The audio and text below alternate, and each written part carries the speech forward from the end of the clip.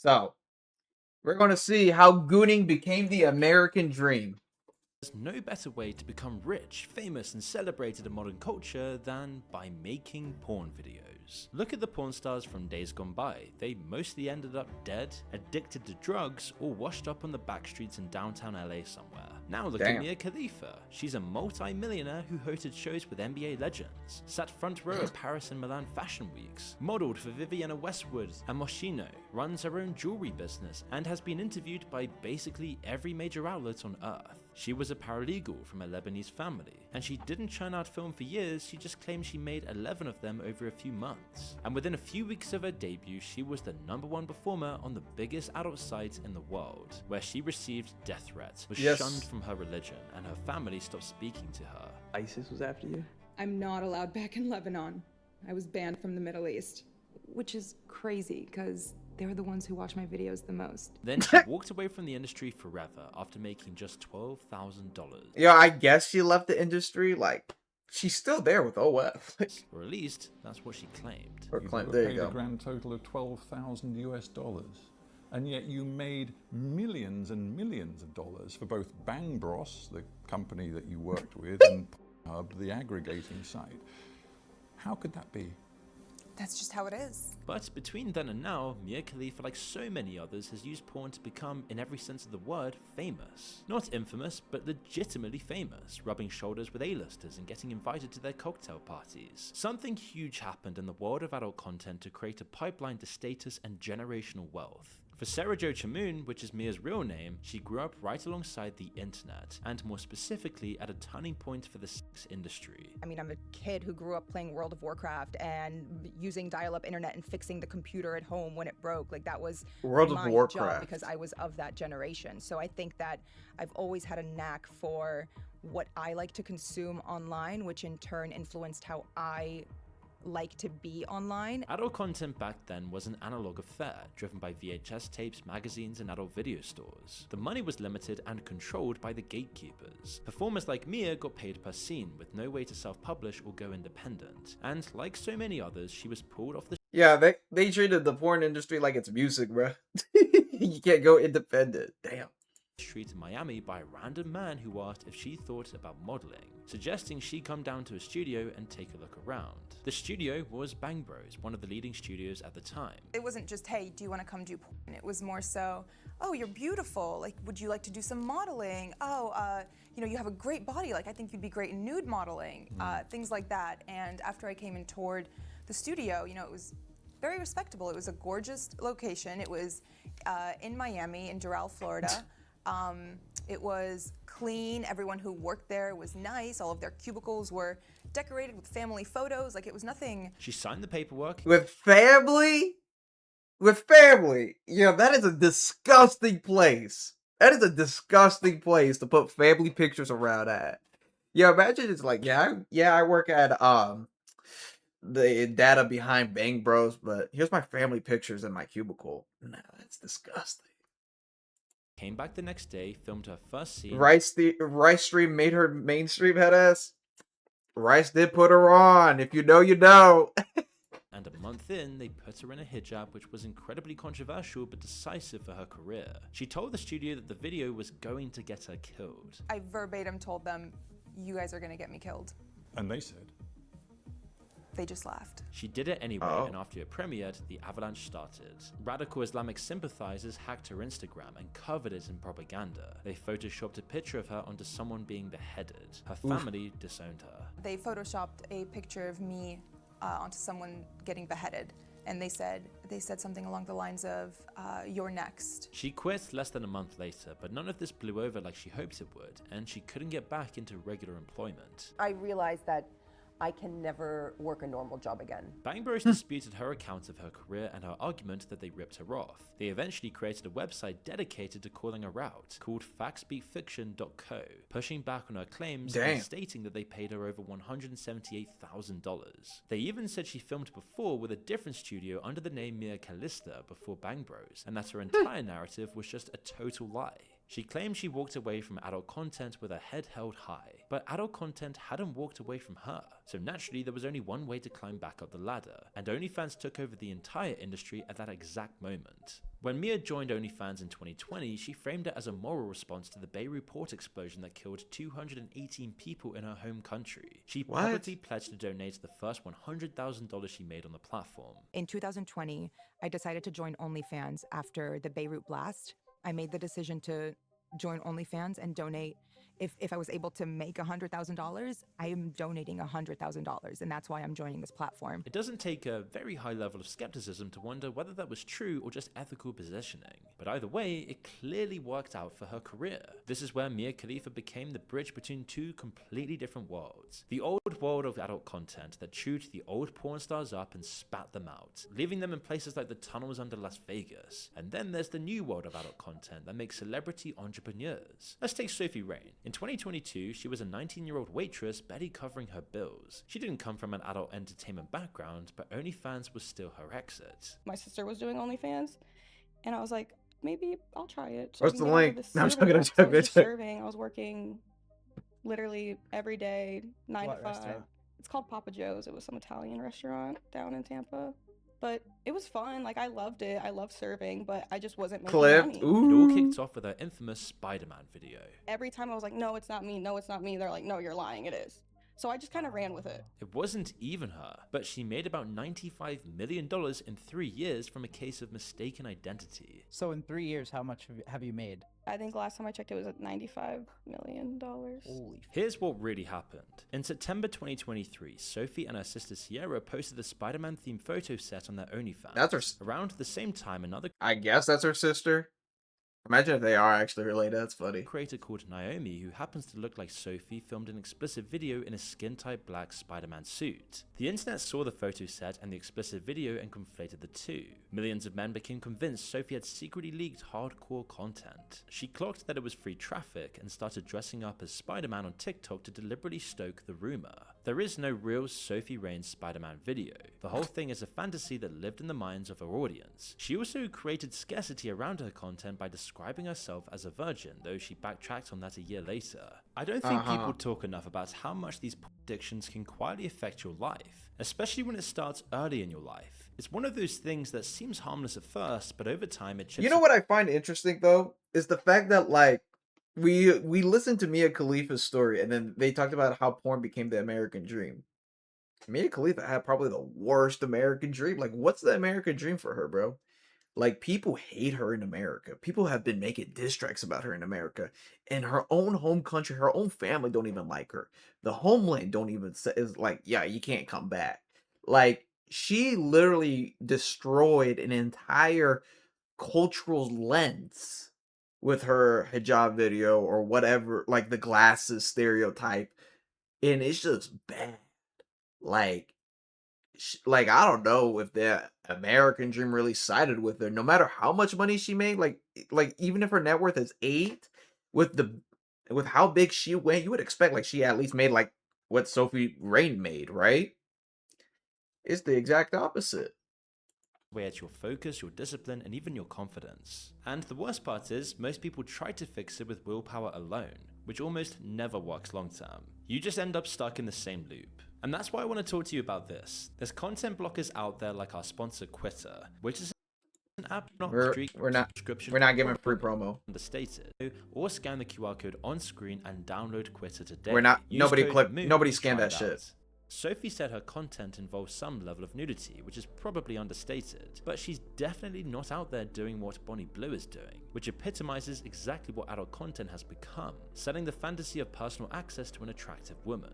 Sophie now has 16 million Instagram followers. When she walks through a shopping mall in Miami, paparazzi camp outside to ask her about her rumored collab. Do you guys think sometimes with like people like Sophie Rain, do you guys think that like they pay TMZ or the Hollywood Fix? Because like who's really thinking about Sophie Rain like that to even like put a camera up her face?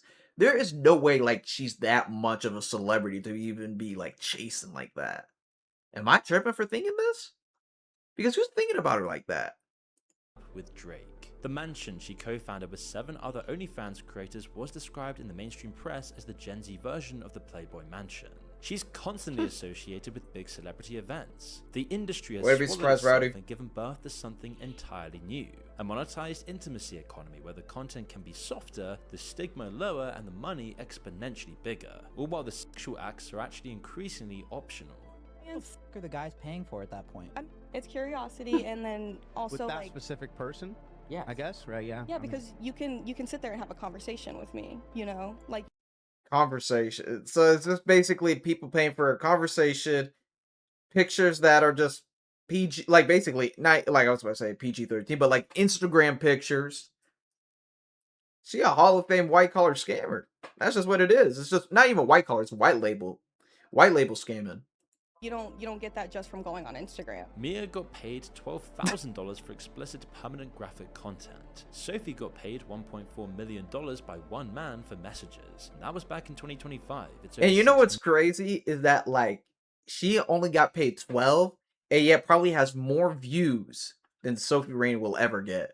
That's probably the saddest part, is that she made this much and like this number is still continuing, but she makes only 12 million now. I want to say last time I checked, it was like 1.4. wow. Wow. But that was like that's of all My time. God. But if you also go back and you just like really think about it, it's like how broke do you gotta be to degrade yourself for only 12 bands? Like how down bad did you have to be to need 12K to literally just be on a camera and be naked? You know what I mean? $1 million now. I want to say last time I checked, it was like 1.4. Wow.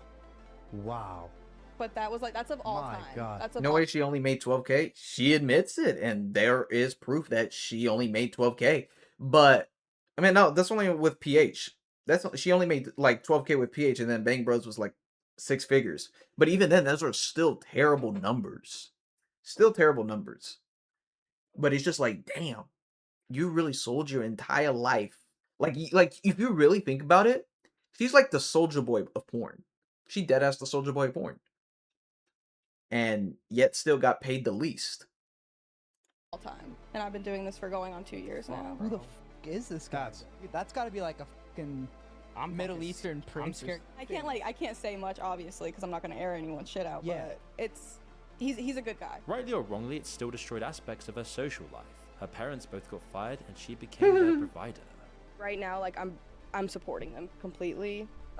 They both got fired from their jobs because of me. So I feel a little bit of guilt in that, and like I feel like I need to provide for them also because my fault, I guess. Sophie Rain built an empire on a video that never existed, but a couple of years before that, a young actress called Chloe Cherry ran the inverse strategy for the same result. She'd moved to Miami the week she turned 18 to do adult content, and spent the next few years becoming one of the most watched performers on Pornhub. Then during lockdown, she filmed a pornographic parody I've of never HBO's seen her in teen my drama life. Euphoria. This- Not long I've never seen her in my to life. adult Who is this, content, bro? And spent the next few years becoming one of the most watched performers on Pornhub. Then during lockdown, People really good at anything.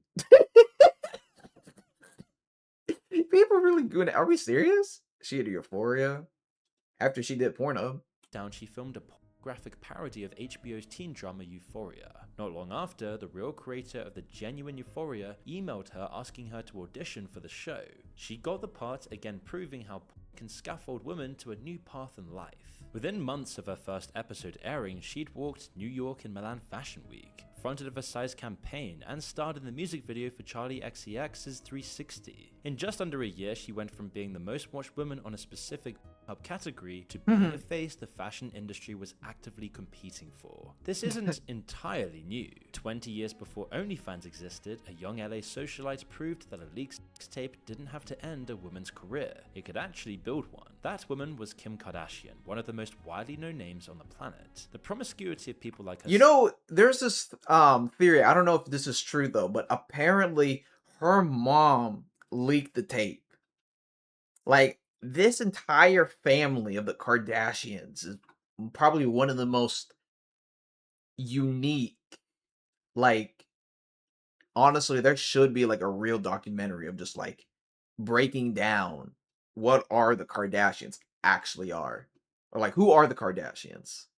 And Paris Hilton was creating sex entrepreneurs without going through the industry. It was classier, more refined, and more marketable. Rowdy, this The your Kardashian goat? tape was filmed with her then boyfriend Ray J in 2003. It went public in February 2007. At the time, an explicit video of a young woman with no particular fame or career wasn't viewed as the norm like it might be today. When these tapes leaked, they were massive news stories, and the entertainment industry was paying very close attention. Because somewhere in the media frenzy that followed, someone in a boardroom ran the calculations. And the math said that what happened to Kim Kardashian could be converted with the right packaging into one of the most lucrative television deals of the decade. Keeping Up with the Kardashians premiered 8 months later and propelled the whole family to the center of celebrity culture for nearly a decade. Her mom definitely leaked that Today, tape. Kim Kardashian's worth roughly $1.7 billion, and the tape that kicked it all off is a mere footnote in her CV. Would you be where you are had there not been a sex tape?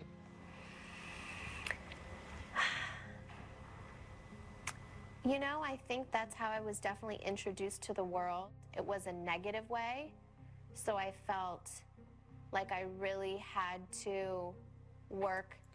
Who's that one, the daughter of the hotel? Hilton? I don't know her name, but she had basically the same story. And Kardashian was like an intern for her. I forgot her name. Paris Hilton. Yeah, she had an exact same story, and Kim was the intern or the assistant. Yeah. Yeah, I remember seeing the clip. It was by Kanye, and it's talking about how Kim was basically an assistant to Paris Hilton, and basically took that entire blueprint of Paris Hilton's leaked tape, and is like, you know what? Let me just do it myself, and here she is. There's Kim K.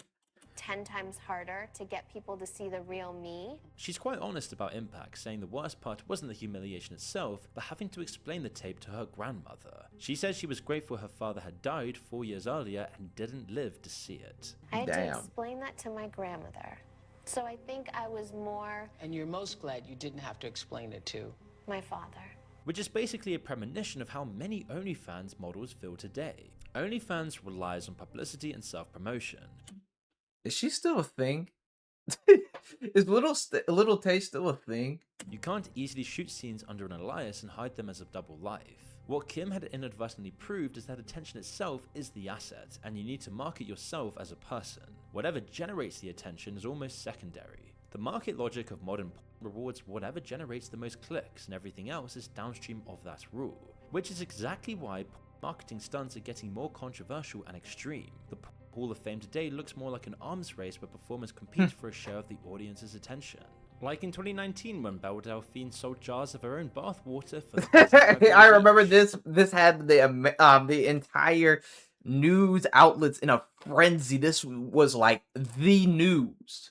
She faked her own arrest with a photoshopped Metropolitan Police mugshot and briefly ran a account that turned out to be videos of 2 roosters. Her whole thing was just absurdist performance art dressed up as sex work, and it made her one of the most famous e-girls on the internet. In 2021, a 17-year-old called Bad Barbie, who had become briefly famous on Dr. Phil for telling the audience to catch her outside, teased her OnlyFans launch for weeks on Instagram. She made like $1 million in one day. The day she turned 18 and made $1 million in 6 hours. But you know what's weird about her is that, like, there's videos of her basically getting her ass beat by her baby daddy, and yet still goes after him.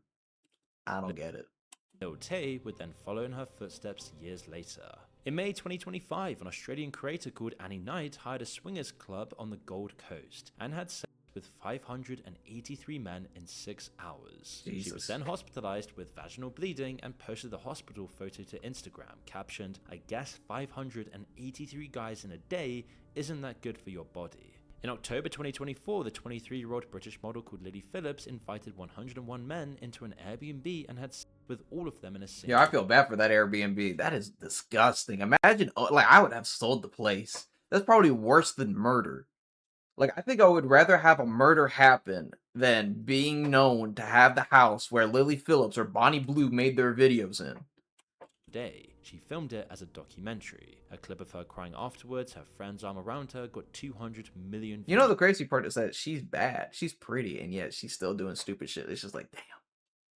In one tweet. She has then since faked a pregnancy, faked an arrest, filmed a classroom roleplay with 18-year-olds, and announced she'd be beating the existing world record by sleeping with 1,000 men in a day. And then, of course, there's Bonnie Blue, who took the record at 1,057 men in 12 hours. She also faked a pregnancy, risk 1,057 is arrest, crazy. deportation, or practically anything to stay relevant. And somehow, this has gotten her on the podcast circuit like all of these girls. These stunts echo the much wider trend across social media where AI slop and brain rot content dominate for their acute ability to hijack our dopamine. Mr. Beast, Sidemen, and others mastered that formula with escalating challenges that became more and more outrageous, leaving nothing off the table in the pursuit of attention. It's all pervasive, and adult entertainment naturally made a home in social media's algorithmic universe because... I mean, if we're just gonna sit here and just bring up how content like that exists as well, because crazy attention, crazy headlines always pop off, then let's just blame Mr. Beast. Mr. Beast is the reason why OnlyFans exist.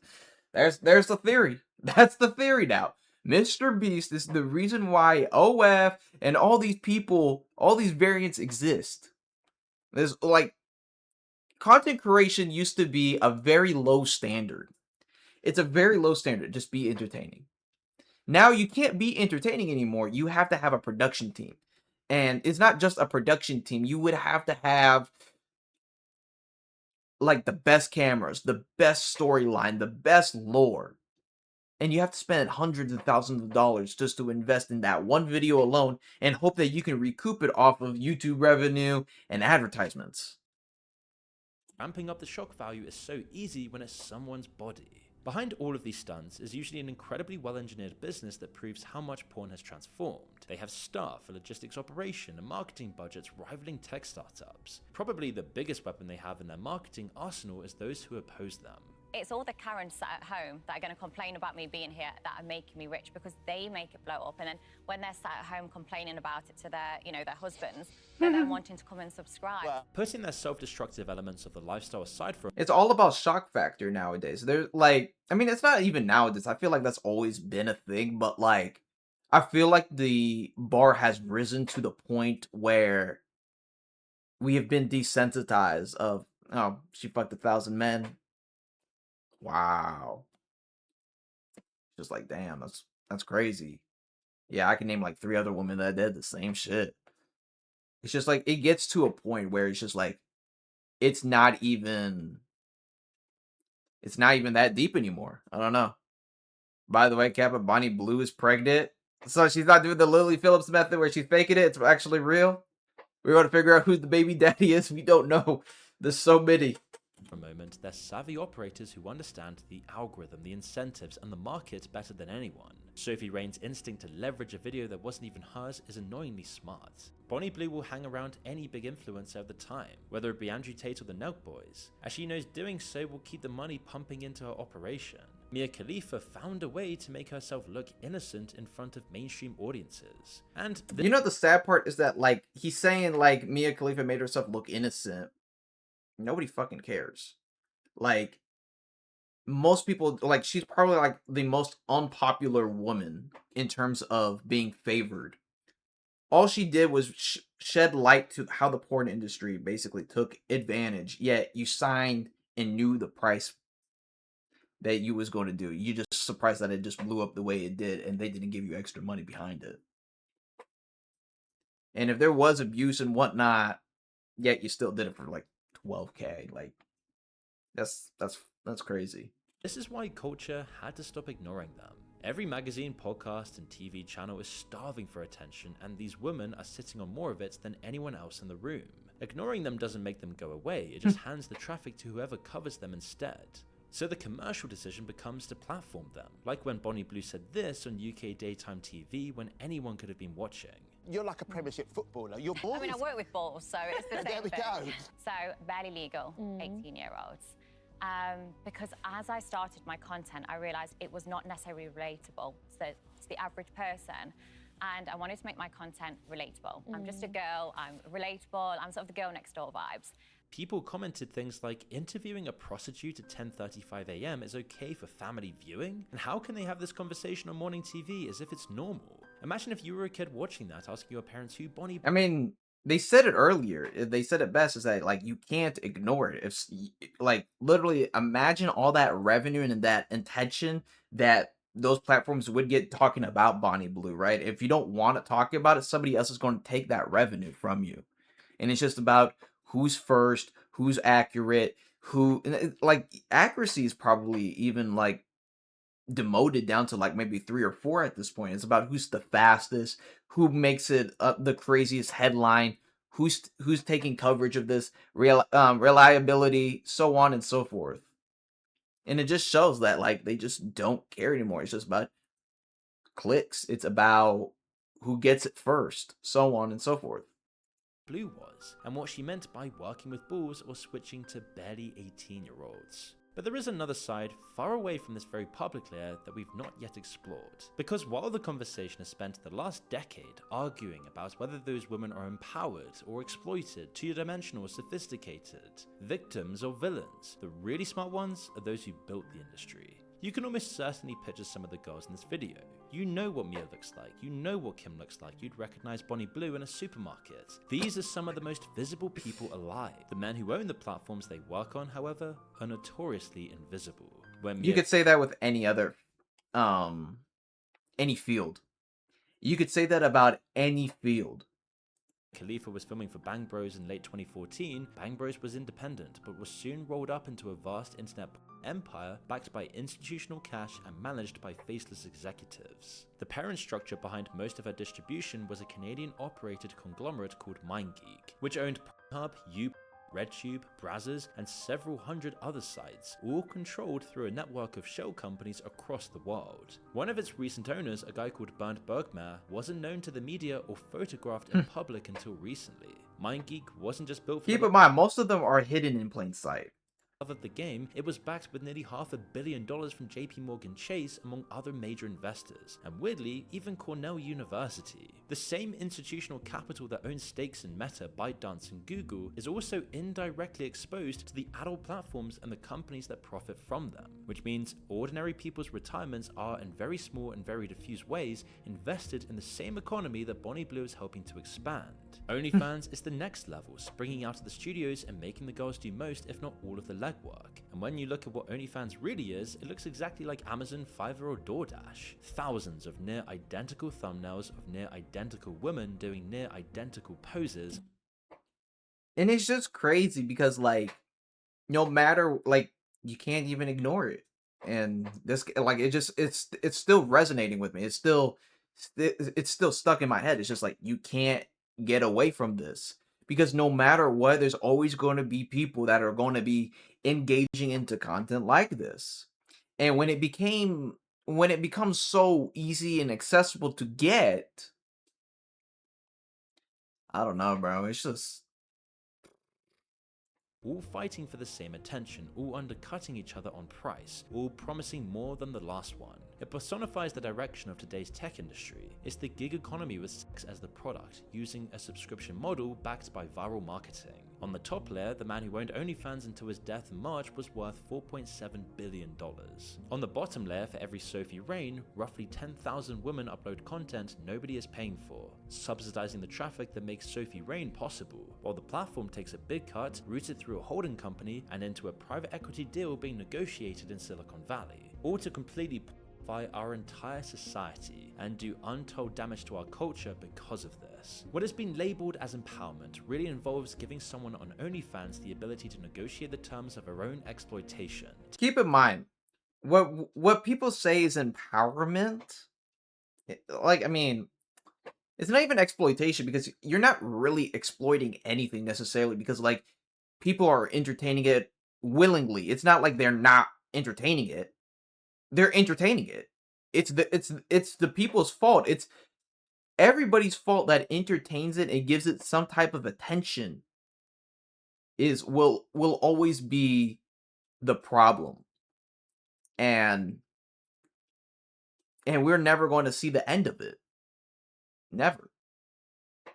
Take home a larger cut of it and then call the result a business, which on the individual level looks like a meaningful improvement versus Mia Khalifa's situation in 2014. On the collective level, it's built the most efficient content extraction machine in the history of the internet. Millions of women competing against each other, producing an unlimited library of material for a platform they don't own in exchange for a wage that, for most of them, works out to be less than minimum wage. The thing the industry figured out, It goes back to they see people like Sophie Rain. They see people like Kim and so on and so forth. They all have these porn upbringings, right?